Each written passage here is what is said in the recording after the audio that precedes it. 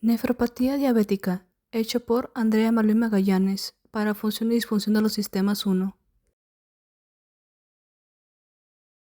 La nefropatía diabética, también conocida como enfermedad renal diabética, es una complicación grave de la diabetes mellitus y la principal causa de insuficiencia renal en personas diabéticas.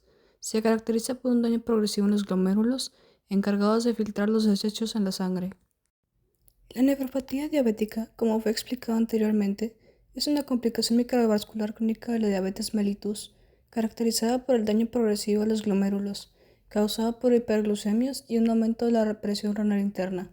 Esto, en efecto, acaba con degradación del tejido sano, provoca albuminuria y a largo plazo provoca insuficiencia renal terminal.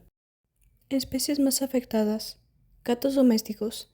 Debido a que la diabetes tipo 2 es una patología común en gatos domésticos, es bastante frecuente ver nefropatía diabética en esos animales. Perros. Es menos probable que se desarrolle en perros, pero si ocurre, es principalmente en aquellos con diabetes tipo 1, siendo más diferente que en gatos. Ratas de laboratorio. Son animales donde se conducen experimentos para observar la enfermedad y así poder determinar posibles tratamientos. Humanos. Entre el 30 y 40% de los individuos que padezcan diabetes, tanto tipo 1 como tipo 2, terminarán desarrollando esta enfermedad.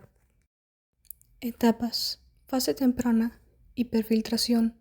Los riñones aumentan de tamaño y filtran más de lo normal. En esta etapa no hay síntomas notables en el paciente.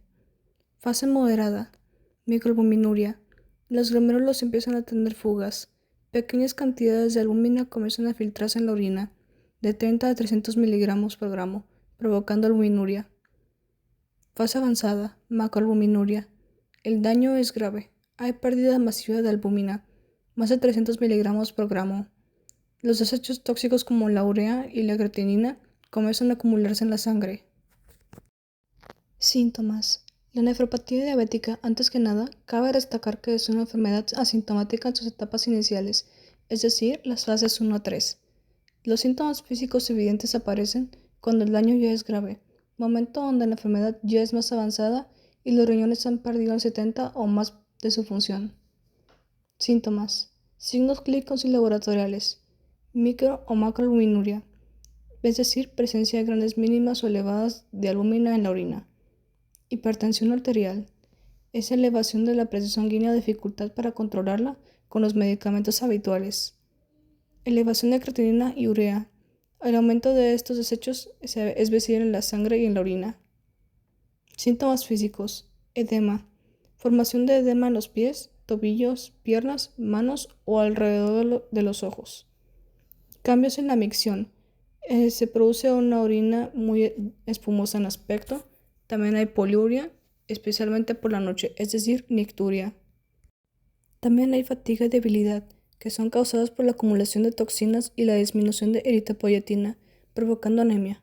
Trastornos gastrointestinales. Se provoca anorexia, náuseas persistentes, vómito y un sabor metálico constante en la boca.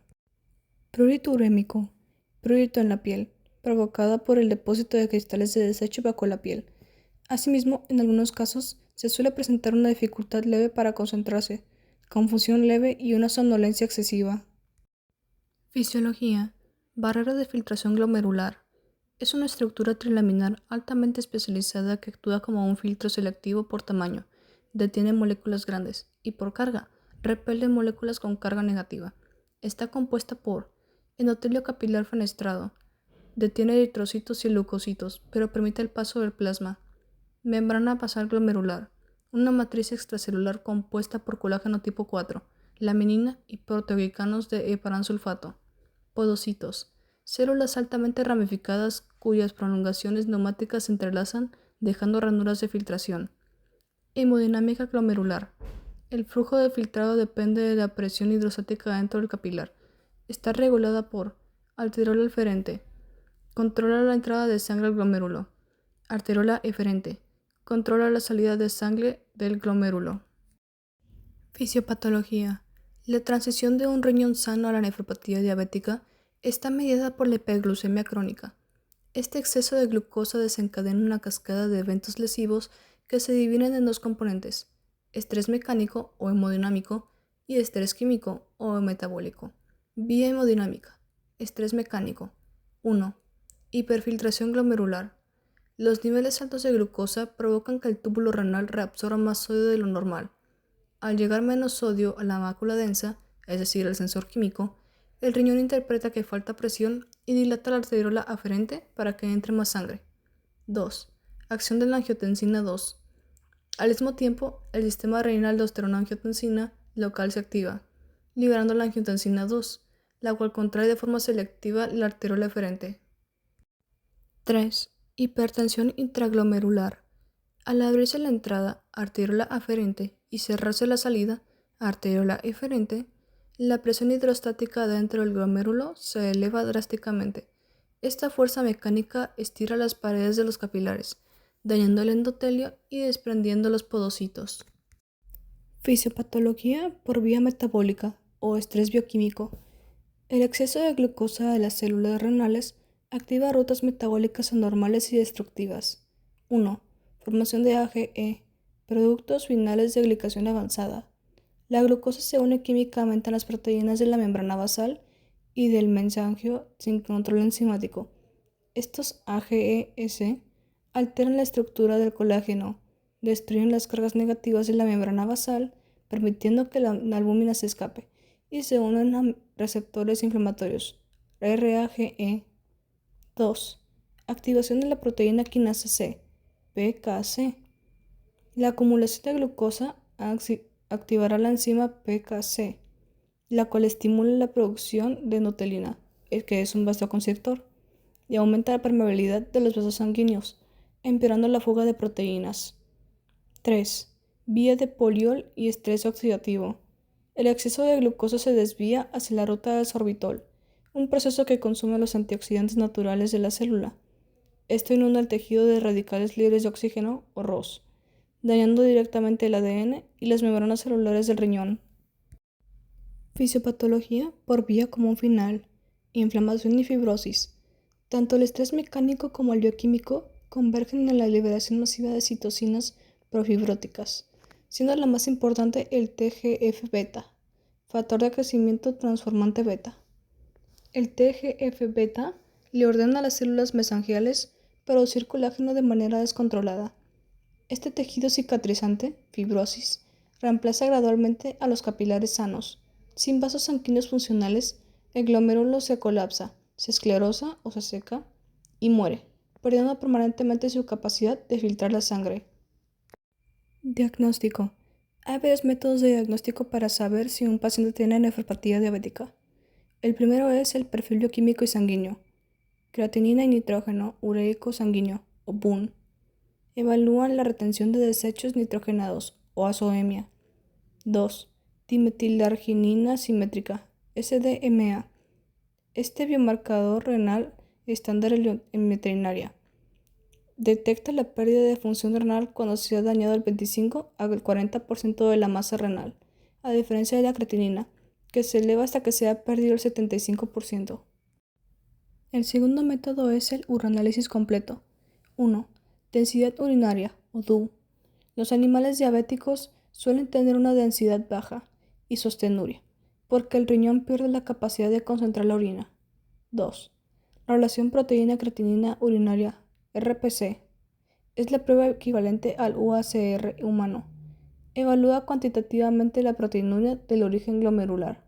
Un valor menor a 0.5 perros o 0.4 en gatos confirma un daño en barrera de filtración.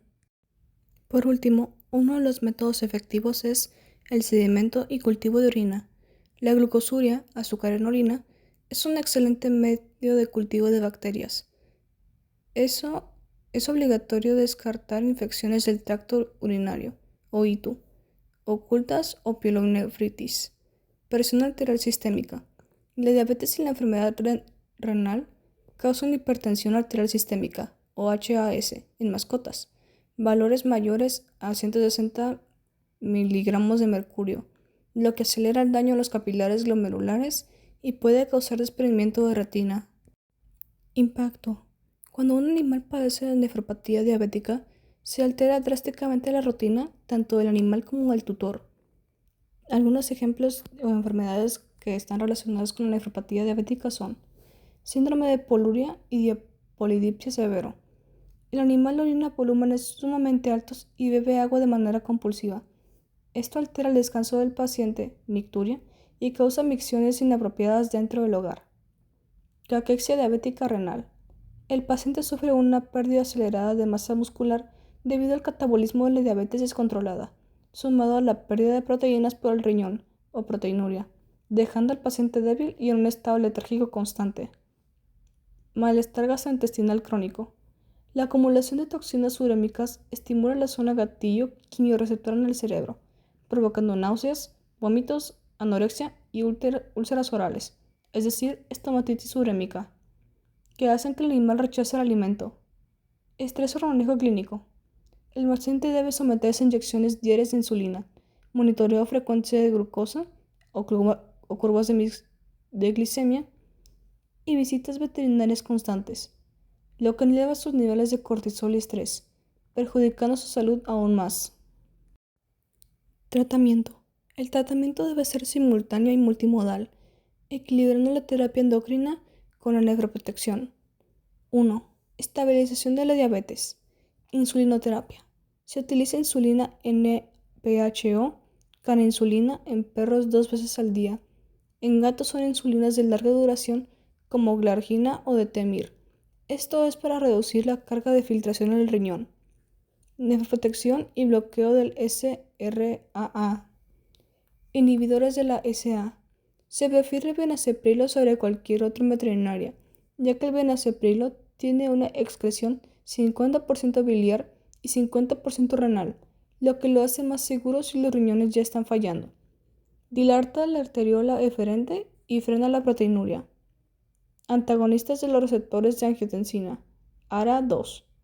El telmisartán es el fármaco de elección en gatos para el control de la hipertensión y la proteinuria, debido a su alta especificidad.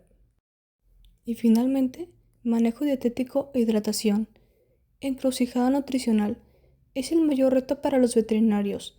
La dieta para diabetes en gatos es alta en proteína y baja en carbohidratos, mientras que la dieta exige restricción estricta de proteínas y fósforo. Criterio clínico. Generalmente se prioriza la enfermedad que esté en un estado más avanzado. Si el paciente está azoémico, se prescribe una dieta renal y se ajusta la dosis de insulina hacia abajo. Fluidoterapia de soporte. Si el animal no logra compensar la pérdida de líquidos por la poluria, el tutor debe aprender a administrar soluciones cristaloides como Ringelactato por vía subcutánea en casa para mantener al paciente hidratado y prevenir crisis renales agudas. Conclusión. Al igual que el resto de patologías existentes en el área de las ciencias de la salud, es crucial tener un completo entendimiento de esta y otras enfermedades renales para poder garantizar una mejor atención a los pacientes afectados, para así poder garantizar que tengan una buena calidad de vida sin que estos animales se vean afectados por sus padecimientos.